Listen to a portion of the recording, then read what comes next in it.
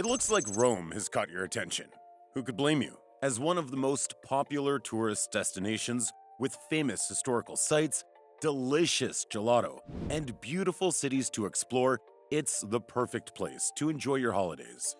4 days can be enough to soak it all in, and that's why we've put together the perfect travel guide to help you explore the city to its fullest. Oh, and if you're a first-timer and have worries about how to navigate the city and avoid rookie mistakes, we've got a lot of insider tips for you to help you avoid tourist traps, manage your money well, and enjoy the best of Italian cuisine in locals-approved eateries. So make sure to keep your eyes glued to your screen so you don't miss out on anything. Now, let's get right into your trip. Day 1. Okay, not to be cliche or anything, but we'll be kicking off your time in Rome with a visit to the iconic historic sites, starting off with one of the most famous architectural icons in the world, the Pantheon. The best time to visit here is in the morning, around 9 a.m., so you can make the most out of your adventure. Originally a temple for the Roman gods, it later got a makeover and became a Christian church in 609 AD. Once you step inside and gaze up at the oculus, that's the fancy word for the hole in the roof, you'll be completely mesmerized. But it's not free. Tickets to the Pantheon cost €5, but here's a tip for you. Book your tickets online to skip the long queues. Don't forget to grab a quick cup of morning coffee near the Pantheon at Tazza d'Oro or Sant'Eustachio, two of the city's most famous cafes. After the Pantheon, walk to Largo de Torre, Argentina, the very spot where Julius Caesar was assassinated. Yet history is not the only reason to visit this place. Surprisingly, this archaeological site is also home to a cat sanctuary where you'll find hundreds of Roman cats and kittens. You may want to consider spending some time with these cute creatures before leaving. Just a 10-minute stroll from here is a beauty, and we're talking about the Trevi Fountain, the largest Baroque wonder you'll find in the Eternal City. You'll find a lot of people here, and there's a reason for that. Besides being a jaw-dropping masterpiece, it also has the power to grant wishes. Yes, they say if you throw 1 coin, you're destined to return to Rome. 2 coins, and you'll fall head over heels for an Italian charmer. And 3 coins? Well, pack your bags, because you're about to say, I do, in the heart of Rome. By the time you're done exploring the Trevi afternoon, you may hear your stomach grumbling, but that's okay because you're spoiled for options when it comes to restaurant options near the Trevi Fountain. Some great places are Ristorante Sora Lucia, L'Antica Pizzeria di Trevi, and the Roma, Farine Roman. And trust us, you don't want to miss out on those Roman delicacies like carbonara, amatriciana, and cacio e pepe. Alright, now it's time for a little stroll from the Trevi Fountain to the iconic Spanish Steps. Just head north on Via del Corso, and you're on your way to one of Rome's most famous spots. Oh, but first, make a quick pit stop on Via del Corso where you'll find trendy boutiques and gelato joints. Afterward, take a moment to admire the Fontana della Barcaccia at the square's base, and don't forget to climb those 174 steps for epic views and a chance to check out artists at work and the beautiful Trinita dei Monti Church. End your first day by escaping the crowded city vibe for some nature fun at Villa Borghese. Once you're inside, make a beeline for the lake, Laghetto di Via Borghese, where you can rent a boat for a serene row or simply kick back on a bench and enjoy the atmosphere. Day 2. For your second day in Rome, we'll be making a quick visit to the Pope, right in Vatican City, the smallest country in the world. You want to start by visiting the enchanting Vatican museums, packed to the brim with centuries of art collected by the Catholic Church, including jaw-dropping Renaissance masterpieces. But hey, tickets cost €25 for adults and €8 for kids under 18. Once inside, prepare to be wowed by the gallery of maps, the Raphael rooms, and the gallery of the chandeliers.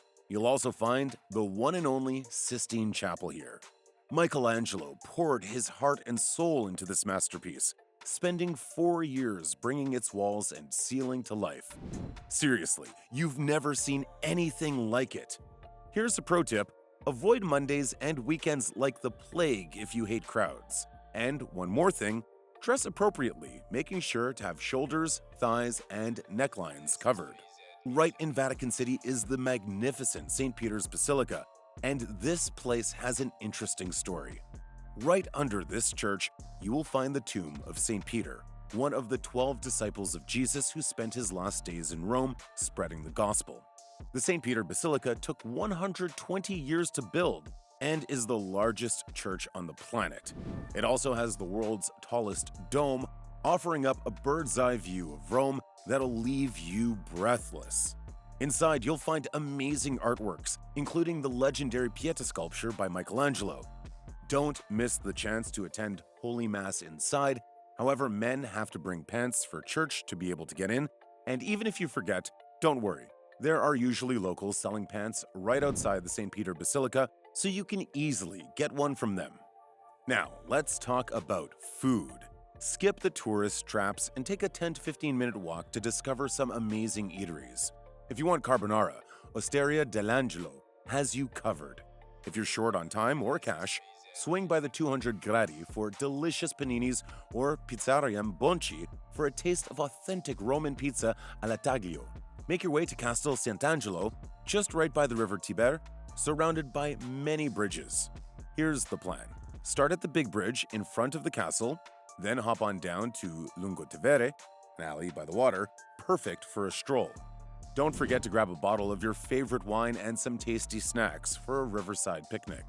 End your day by heading over to Campo de Fiori, where the vibe is amazing, whether by day or night. You can grab a seat at one of the outdoor bars, sip on some aperitivo to get those taste buds going, and explore options for a guided food tour. You can spend the night at the MZ Hotel, not far from here, with a modern double room that costs about 15 euros. Day 3. For your third day, we'll be exploring the world of ancient Rome, starting with the Colosseum. The Colosseum is one of the 7 wonders of the world and is probably the most famous Roman monument. Back in the day, this place could hold over 50,000 spectators. Talk about a crowd. Sure, it saw its fair share of gladiator showdowns and animal fights, but did you know it also hosted epic theatrical performances? You can explore the first and second floors, check out the arena, and even go underground. However, keep in mind that the Colosseum draws crowds like nobody's business, so make sure to get tickets in advance to skip the long queues. You can also book a visit between November and March, as there are usually fewer crowds then. Speaking of tickets, the same tickets that get you into the Colosseum will also get you into the Roman Forum and Palatine Hill, all for 18 euros and 4 euros for people under 18. At the Roman Forum, you'll find the cave where Romulus and Remus were raised by a she-wolf. You'll also find a lot of ruins of some of the greatest monuments in ancient Rome. Right next door to the Roman Forum sits the majestic Palatine Hill, a place considered to be the very birthplace of Rome itself. The real showstopper here is the breathtaking views of the Colosseum that will completely sweep you off your feet. However, these 3 areas are in high demand, especially during peak season. So if you want to take part in all the action, make sure to book your tickets online or join a guided tour to secure your spot. And for a place to stay, you can opt for Hotel Balilla, which is about a 10-minute walk from the Colosseum and costs 99 euros per night.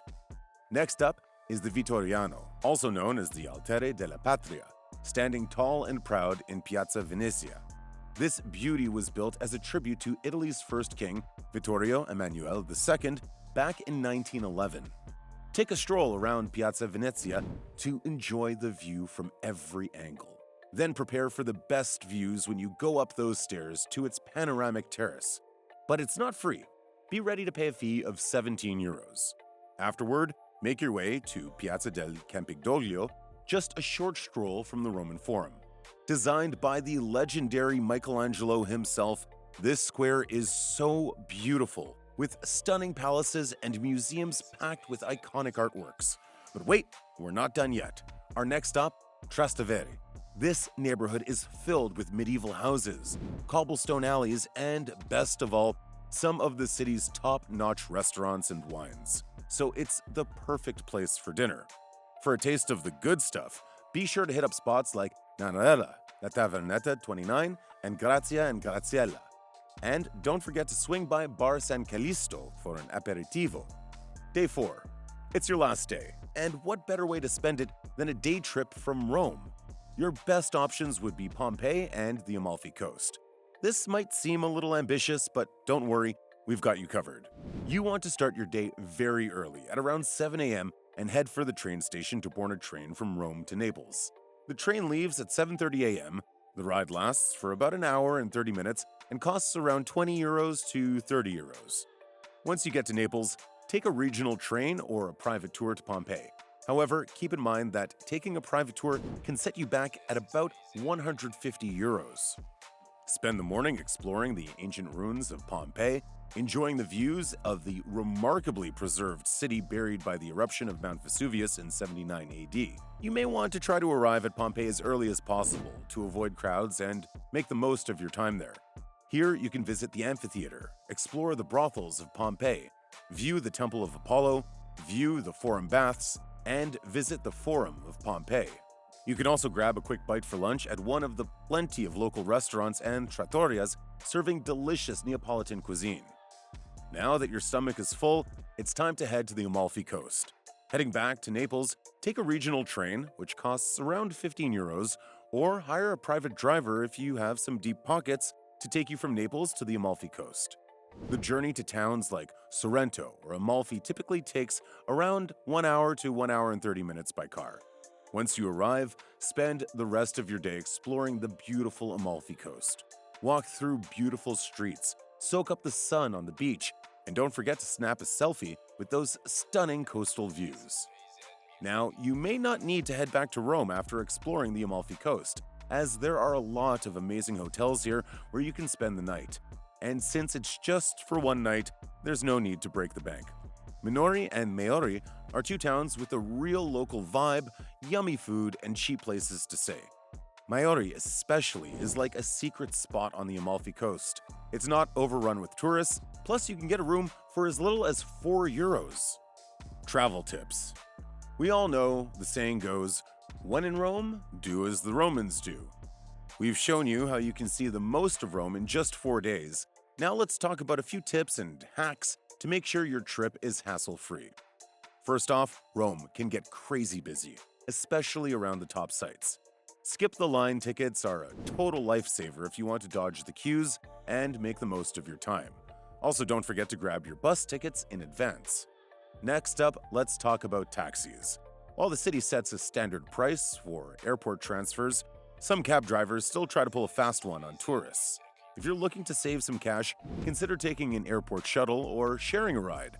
It'll only set you back around €6 for a shuttle or 16 to €20 for a shared ride, much cheaper than getting scammed. And here's a hot tip: if you want to avoid the crowds, aim to visit during the shoulder season. That's April, May, October, and November. Not only will you dodge the tourist traps, but you'll also catch Rome looking its best. Last but not least, exploring Rome with a local is hands down the best way to do it. Believe us, they'll show you all the hidden gems and give you the nitty-gritty of the city. And just like that, your 4 days in Rome are about to be a blast. Got any tips of your own? Share them with us in the comments below. Don't forget to give this video a thumbs up and subscribe to our channel for more travel guides. Until next time.